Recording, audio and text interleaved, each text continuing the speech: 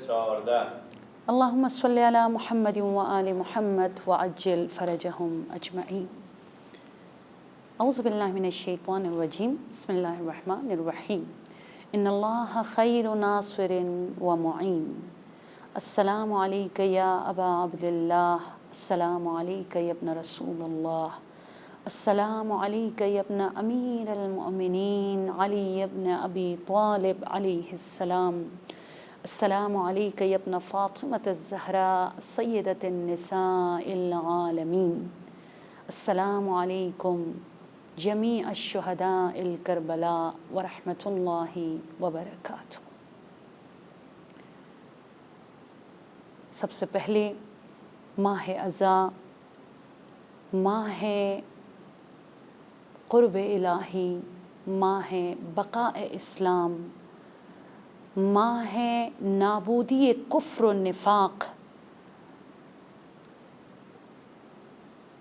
اور ماہ یتیمی سکینہ، ماہ اسیری زینب، ماہ غربت سید الساجدین زین العابدین، ماہ شہادت سید الشہداء ابا عبداللہ الحسین علیہ السلام اور آپ کے اصحاب کی شہادت کی مناسبت سے آپ سب کو تسلیت عرض کرنا چاہوں گی، اس امید کے ساتھ کہ پروردگار عالم جن جن گھروں میں فرش عزا بچھا دی جا رہی ہیں، جو مائیں، جو بہنیں، جو بیٹیاں، جو مؤمنین، جو بھائی بچے اپنے عزا خانوں میں بیٹھ کر دو مصرع مرثیہ ہی صحیح پڑھ کر آنسو بہاتے ہیں غم حسین میں، آپ سب کا رونا، آپ سب کا رلانا، آپ سب کا فرش عزا بچھانا، فرش عزا پہ بیٹھنا، بی بی سیدہ سلام اللہ علیہا اور شاہ نجف شیر خدا مولا الموحدین امام المتقین حلال مشاکل علی ابن ابی طالب اپنے بارگاہ میں قبول فرما دے۔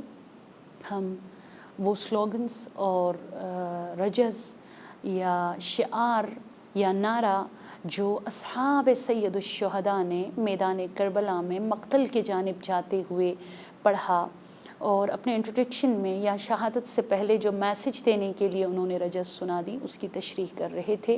آج تھرڈ پروگرام ہے جس میں میں حضرت شہزادہ علی اکبر شبیہ پیمبر جو خلقاً منطقاً ایک ٹرائنگل ہے یہ کہ جو صورت میں بھی رسول خدا کے شبیہ تھے، خلقاً اخلاق میں بھی رسول خدا کے شبیہ تھے، منطقاً یعنی علم اور منطق اور بصیرت میں بھی رسول خدا کے شبیہ تھے۔ آپ کے رجز کی ہم تشریح کر رہے ہیں، بہت خوبصورت رجز ہے، اس لیے میں نے 3 پروگرامز کو فوکس کیا اسی رجز کی تشریح پر کہ جس میں آپ فرما رہے ہیں سوکھے ہونٹوں کے ساتھ، روایت میں ہے کہ چھالے پڑی ہوئی تھی اور زبان آپ کی خشک تھی، بار بار پیچھے مڑ کر اپنے بوڑھے بابا امام حسین علیہ السلام کی طرف دیکھتے اور بیان فرماتے کہ بابا میرے لیے دعا کیجئے گا، اور سید الشہداء جناب زینب کو حکم دیتے ہیں کہ بہن زینب جا کر اکبر کی ماں ام لیلہ سے کہیے گا کہ اپنے بیٹے کے لیے دعا مانگے۔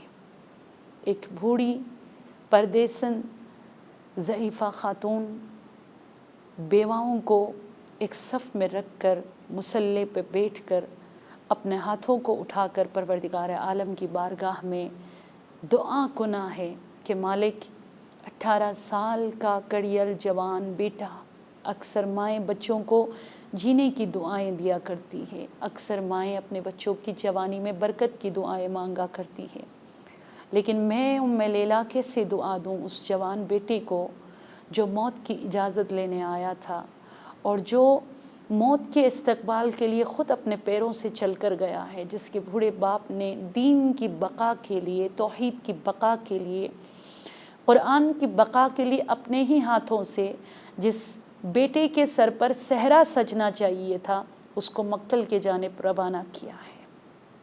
خدا میرے بیٹے کو کامیابی دے۔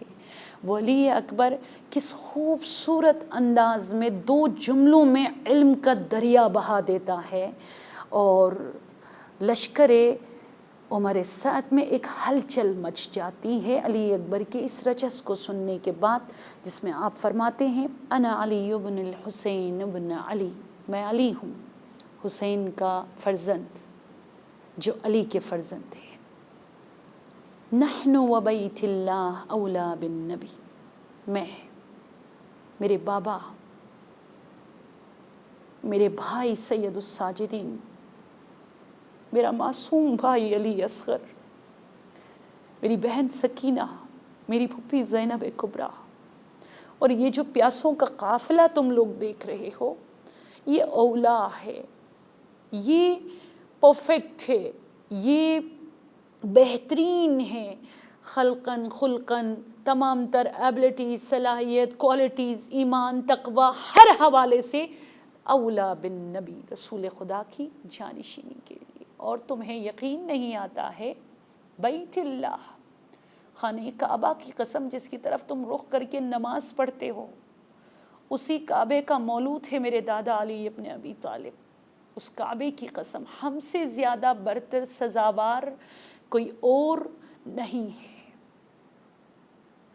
تو اس میں بہت کچھ 2 پروگرامز میں نے آپ لوگوں کو بتا دیا.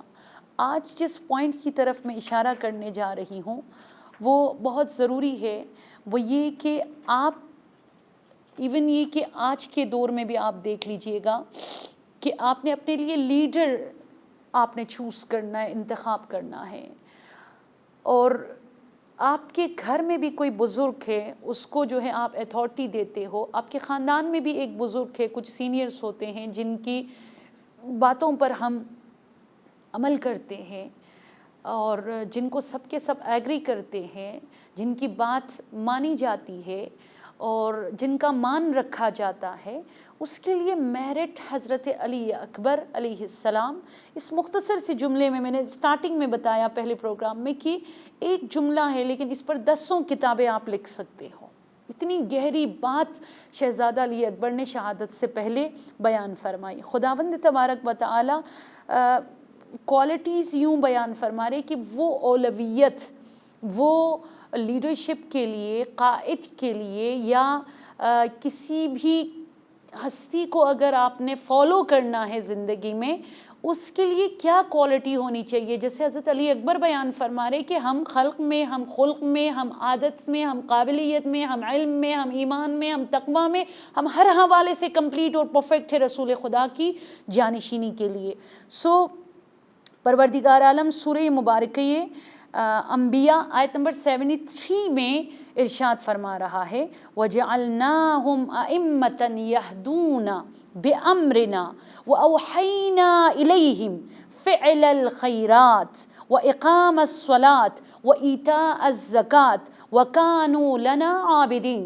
اگر آپ نے اپنی بچی کو کسی کے حوالہ کرنا ہے، بچی کے لیے بے شمار رشتے آتے ہیں، اگر آپ نے ہاں کرنا ہے.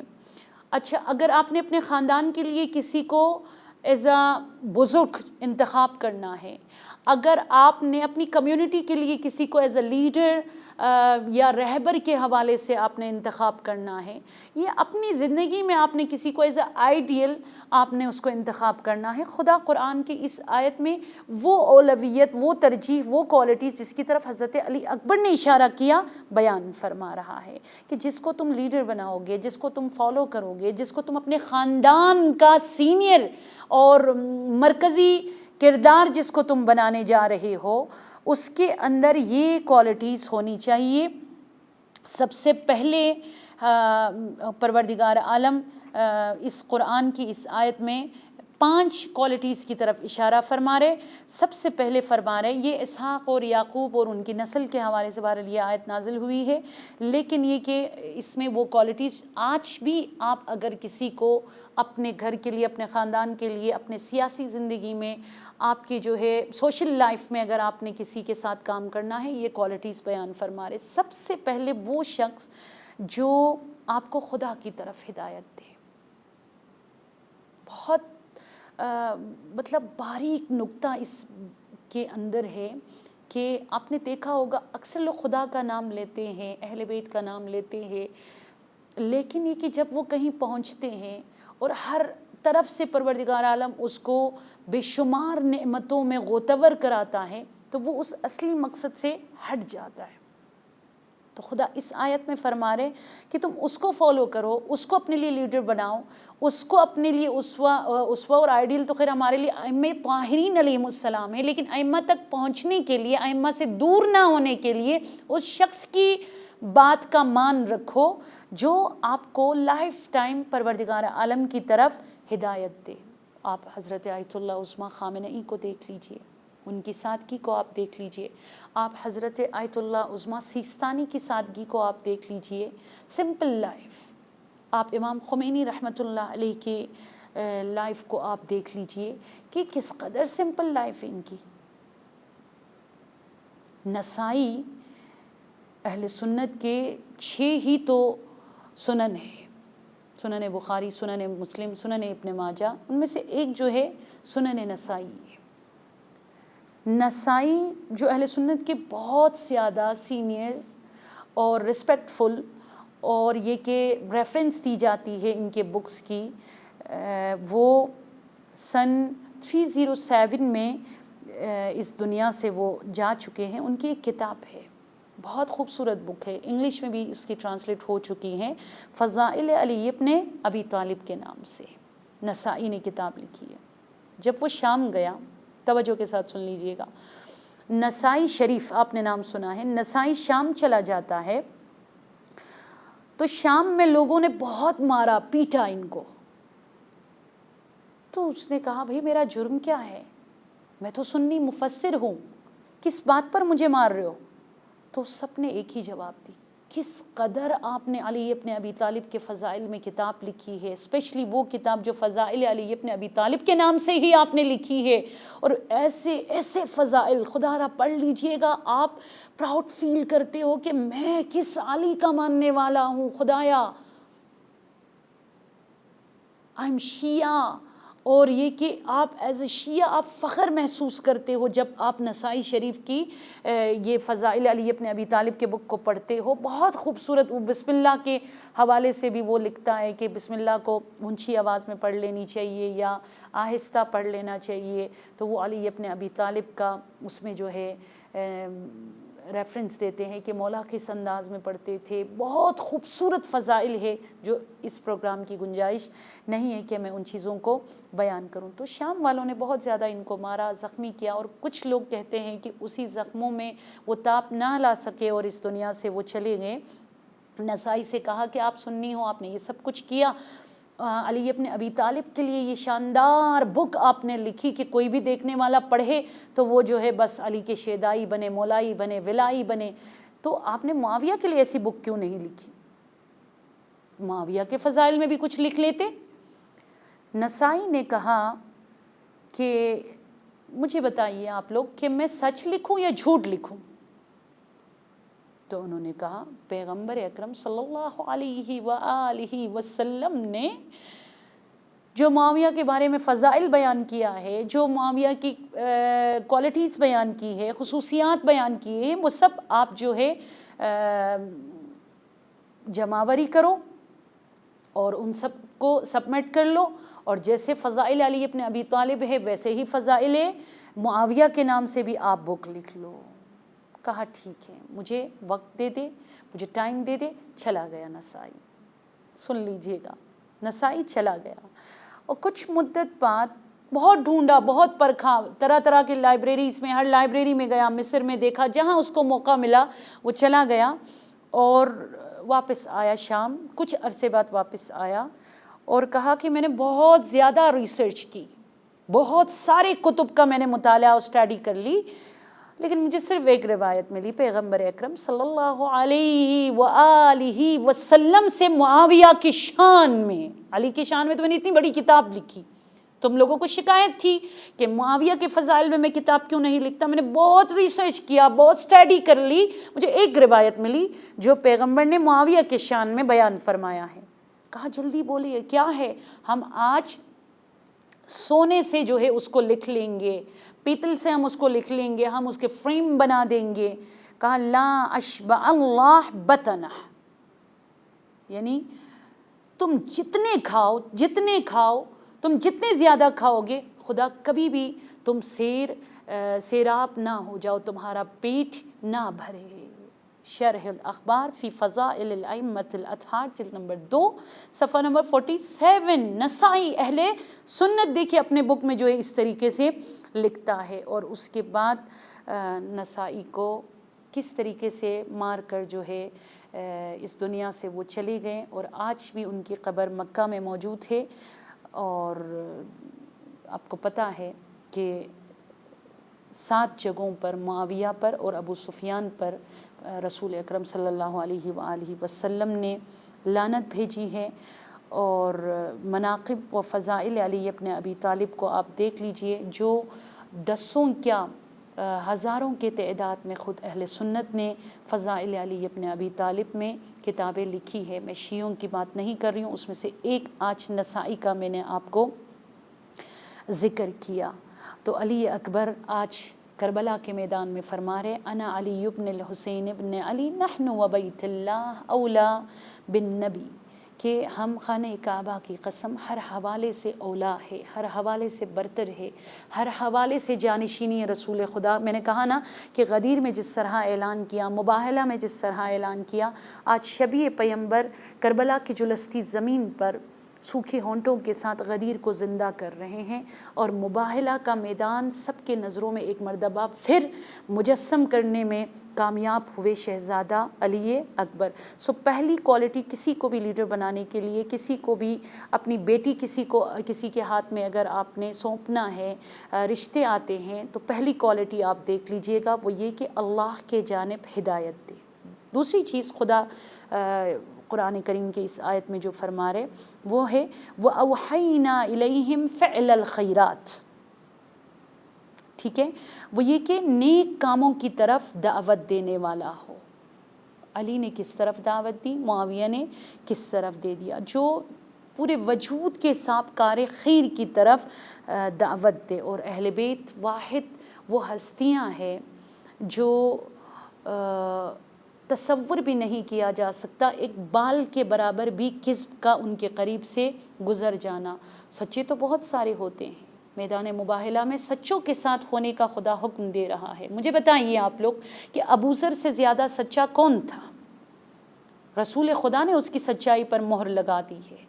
6 مہینہ ربضہ کے میدان میں پیاسا رکھا، سچ کے ساتھ دیا، بھوکا چھوڑا، علی کے حق میں آواز بلند کی، کبھی جھوٹ نہیں بولا۔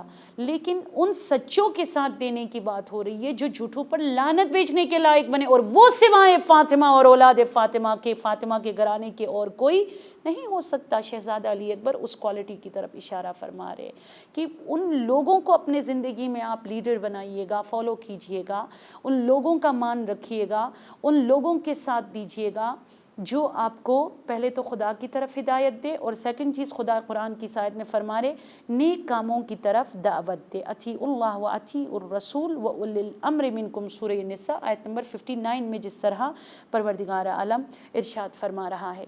اور تیسری کوالٹی جو حضرت علی اکبر کے اس رجس کی شرح میں ہم بتا سکتے ہیں وہ یہ ہے کہ جو اہل نماز ہو، ٹھیک ہے، نماز برپا کرے، وہ اقام الصلاۃ، خدا کی طرف ہدایت، نیک کاموں کی طرف آپ کو رغبت دے اور حکم دے۔ اور تیسری چیز وہ اقام الصلاۃ، نماز کو قائم کرے۔